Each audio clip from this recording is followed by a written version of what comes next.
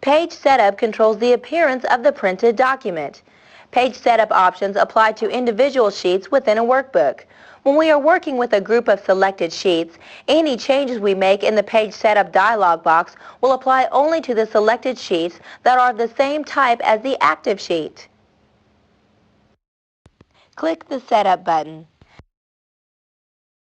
The Page tab controls page orientation, scaling, paper size, print quality, and starting page number. Set the orientation to Portrait. The Margins tab controls the page margins, header and footer margins, and vertical and horizontal centering. Change the top margin to 2 inches, and center the worksheet both vertically and horizontally. The Header-Footer tab selects a header or footer from the built-in headers and footers. We can also customize a header and footer. Click the Custom Header button. Click in the left section and type Viagrafix.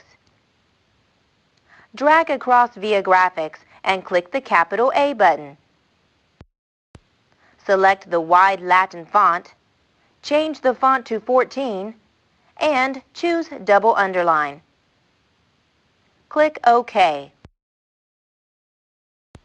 Click in the right section box and click the second button on the left to add page numbers as a header.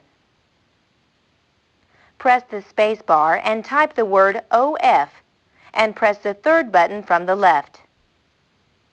This button displays the total number of pages. Click on OK. Now click on the Close button to leave the Print Preview window. From the File menu, choose Page Setup.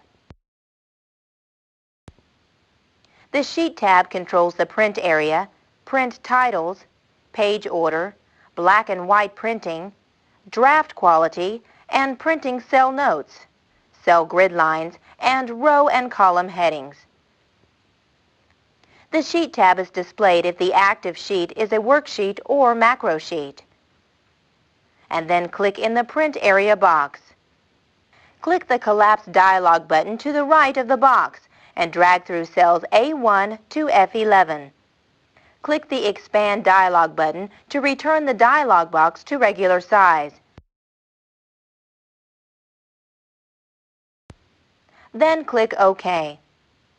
Select the Print button on the toolbar to print the file. It looks like a printer. Finally, close this file